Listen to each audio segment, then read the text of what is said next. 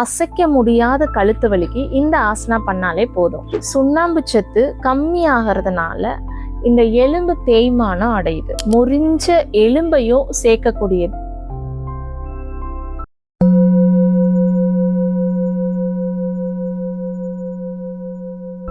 வணக்கம், நான் உங்க சித்த மருத்துவர் இனியா பிரியதர்ஷினி. இன்னைக்கு கழுத்து வலி பத்தி பார்க்கலாம். கழுத்து வலி எதனாலலாம் வருது அப்படின்னா, அடிபட்டதுனால ஏற்படுற கழுத்து வலி, இல்லைன்னா இந்த மசில்ஸ் கழுத்துக்கு பின்னாடி இருக்கிற அந்த மசில்ஸ் என்ன ஆகும் அப்படின்னா ஒரு மாதிரி டைட் ஆகும். ஸோ அதனால ஏற்படுற கழுத்து வலி. சர்விக்கல் ஸ்பாண்டிலோசிஸ் அப்படின்னு சொல்லக்கூடிய அந்த எலும்பு தேய்மானம் அடைகிறதுனால ஏற்படுற கழுத்து வலி. இந்த எலும்பு தேய்மானம் பொதுவாக ஏஜிங்ல வரும். யங் ஏஜ்லயும் இந்த தேய்மானம் வருது. எதனாலலாம் யங் ஏஜ்ல எலும்பு தேய்மானம் அடையுது அப்படின்னா, ஸ்ட்ரெஸ்னால, சுண்ணாம்பு சத்து கம்மியாகிறதுனால எலும்பு தேய்மானம் அடையுது. இன்னொன்று, அவங்களுடைய உடல் வாகும் அவங்களுடைய ஒர்க்கும். இப்போ ஒர்க்குன்னு பார்த்தோன்னா, டிரைவர்ஸ் ஒரே இடத்துல உட்காந்து டிரைவ் பண்ணிட்டு இருக்கிறது, டீச்சர்ஸு போர்டில் நம்ம இப்படி கழுத்து அண்ணாந்துட்டே நம்ம எழுதுறது, அதனால அவங்களுக்கு கழுத்து வலி மட்டும் இல்லை, இந்த ஷோல்டர் பெயினும் வர ஆரம்பிச்சிடும். அடுத்து அதிகமாக பார்த்தோம் அப்படின்னா சிஸ்டம் ஒர்க் பார்க்குறவங்க, ஏன்னா அவங்க சுத்தமாகவே அந்த கழுத்துக்கு ஒரு மூமெண்ட்டே கொடுக்காம இருப்பாங்க.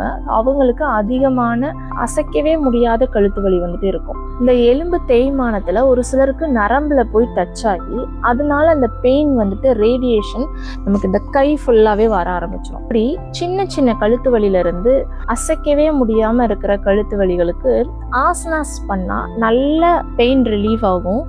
இது எப்படி அப்படின்னா, நமக்கு அந்த கழுத்தில் இருக்க மசில்ஸ் எல்லாமே ஸ்ட்ரெச் ஆக ஆசனாஸ் போடும்போது அந்த பெயின் கொஞ்சம் கொஞ்சமாக குறைய ஆரம்பிக்குது. பொதுவாக இந்த ஆசனாஸ் பண்ணும்போது உங்களுடைய லிமிட்ஸ் பொறுத்து பண்ணிக்கிறது நல்லது. பண்ண ஆசனாஸ் சொல்லியிருக்காங்க அப்படின்றதுக்காக கஷ்டப்பட்டு பண்ணுறது, வலிக்க பண்ணுறது, ஓவர் டைம் பண்ணுறது அப்படி இல்லாமல் உங்களோட பெயினோட லிமிட்டை பொறுத்து. இப்போ நம்ம ஸ்ட்ரெச் பண்ணுறோம் அப்படின்னா ஒவ்வொரு ஸ்ட்ரெச்சஸ்லையும் ஆசனாஸ் போடும்போது உங்களுக்கு இவ்வளோதான், இந்த லிமிட்டில் பண்ண முடியுது, இதுக்கு மேலே பண்ண பெயின் இருக்குது அப்படின்னா அந்த லிமிட்டில் ஸ்டாப் பண்ணிக்கணும். ஸோ இந்த மாதிரி முடிஞ்ச வரைக்கும் பண்ணவே 1 வீக்ல இருந்து 10 டேஸ்க்குள்ளவே நல்லாவே பெயின் குறைய ஆரம்பிச்சிடும். அதுக்கப்புறம் நல்ல ஸ்ட்ரெச்சஸ் கிடைச்சிருச்சு அப்படின்னா உங்களுக்கு அந்த ஆசனாஸ் பண்ணும்போது உங்களுடைய ஸ்ட்ரெச்சிங்ல இம்ப்ரூவ்மெண்ட் தெரியும். இது ஆசனாஸ் மட்டும் இல்லாம இதுக்கு முத்ராஸ் இருக்கு. பங்கஜ முத்ரா.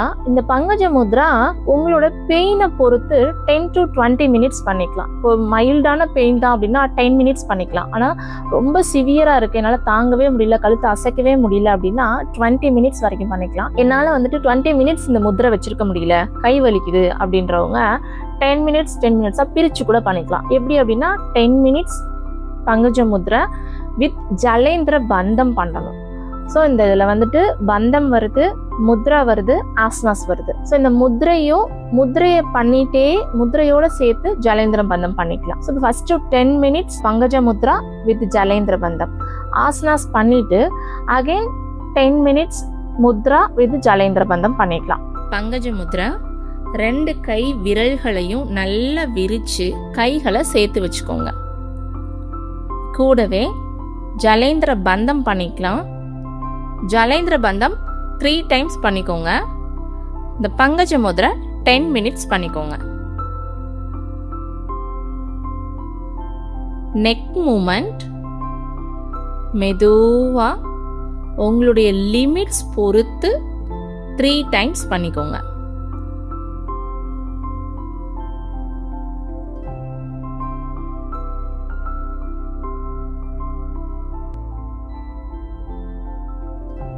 ஷோல்டர் ரொட்டேஷன் ஃப்ரண்ட்ல 3 டைம்ஸ், பேக்ல 3 டைம்ஸ். பத்ம திரிகோணாசனா, இது பத்மாசனத்தில் பண்ணுறது. உங்களுக்கு பத்மாசனம் போட முடியலன்னா சுகாசனத்தில் உட்காந்தே போட்டுக்கலாம். கைகளை கோர்த்து கழுத்துக்கு பின்னாடி வச்சு நல்ல சைடில் பெண்ட் பண்ணிக்கலாம். பிகினர்ஸும் பெயின் ஜாஸ்தி இருக்குது அப்படின்றவங்களும் கைகளை தரையில் சைடில் பெண்ட் பண்ணும்போது கைகளை தரையில் வைக்காமல் உங்களுடைய கால் மேலே, தொடை மேலே வச்சுக்கோங்க. கோமுகாசனா. ஒரு கால் மேலே இன்னொரு காலை போட்டு 2 முழங்காலும் ஒரே மாதிரி இருக்க மாதிரி உட்காந்துக்கலாம். எந்த காலை மேலே போடுறீங்களோ அந்த கையை முதுகுக்கு பின்னாடி மேலே கொண்டு வந்துக்கலாம். இன்னொரு கையை கீழே கொண்டு போய் 2 கைகளையும் கோர்க்கிறதுக்கு ட்ரை பண்ணுங்க. பிகினர்ஸும் பெயின் ஜாஸ்தி இருக்கவங்களும் உங்களுடைய லிமிட்ஸ் பொறுத்து எவ்வளோ கையை மேலே கொண்டு போக முடியுமோ முதுகுக்கு பின்னாடி அந்த அளவு கொண்டு போனால் போதும். ஏன்னா நீங்கள் பண்ண நல்ல ஸ்ட்ரெச் ஆகி மசில்ஸ் எல்லாமே லூஸ் ஆகி உங்களுடைய ஃப்ளெக்சிபிலிட்டி நல்லா இருக்கும். ஃப்ளெக்சிபிலிட்டி ஆக ஆக உங்களுக்கு பெயினும் நல்லாவே குறைய ஆரம்பிக்கும். வக்ராசனா, இதுவுமே உங்களுடைய லிமிட் பொறுத்து உங்களுடைய வலியை பொறுத்து பொறுமையாக எவ்வளோ பின்னாடி டர்ன் பண்ண முடியுமோ அந்த லிமிட்டோடு ஸ்டாப் பண்ணிக்கோங்க. இதுவுமே உங்களுக்கு ப்ராக்டிஸ் பண்ண நல்லாவே பேக்கில் டர்ன் பண்ண முடியும். இந்த ஆசனாஸ் ப்ராக்டிஸ் முடிச்சுட்டு again 10 minutes Pankaja mudra with 3 times ஜலேந்திர பந்தா பண்ணிக்கோங்க. இந்த ஜலேந்திர பந்தம் எப்படி பண்ணுறது அப்படின்ற வீடியோவோட லிங்க்கை டிஸ்கிரிப்ஷனில் கொடுத்துருக்கேன்.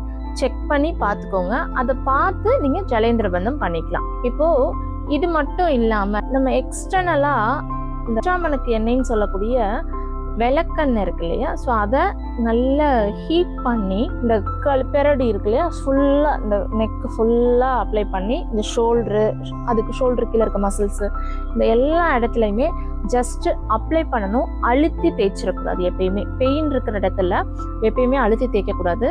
ஸோ சும்மா ஜஸ்ட் அந்த இடத்துல அப்ளை பண்ணுறீங்க. அந்த விளக்கெண்ணெய் அப்ளை பண்ணுறதுனால மசில்ஸ் எல்லாம் கொஞ்சம் கொஞ்சமாக லூஸ் ஆக ஆரம்பிக்கும். அந்த ஸ்டிஃப்னஸ் வந்துட்டு குறைய ஆரம்பிக்கும். இன்னொன்று, அந்த பெயின் வந்துட்டு கொஞ்சம் கொஞ்சமாக அந்த விளக்கெண்ணெய்க்கு குறைய ஆரம்பிக்கும். இது மட்டும் இல்லாமல் டெய்லி ஒரு நெல்லிக்காய், பெரிய நெல்லிக்காய், அப்படி இல்லைன்னா நெல்லிக்காய் ஜூஸாக எடுத்துக்கலாம். முடக்கத்தான சூப்பாக எடுத்துக்கலாம். ஸோ இந்த நெல்லிக்காய் ஜூஸு, முடக்கத்தான் சூப்பு, இது ரெகுலராக எடுத்துகிட்டே வரணும். பிறண்ட வேர் வந்துட்டு முறிஞ்ச எலும்பை கூட சேர்க்கக்கூடியது. ஸோ அந்த பிறண்ட வேரை எடுத்து, அதாவது இந்த அளவு எடுத்துக்கலாம், இந்த ஒரு விரல் அளவு எடுத்து இதை நல்லா தட்டி கஷாயம் போட்டு 2 வேளை இந்த கஷாயத்தை எடுத்துக்கலாம்.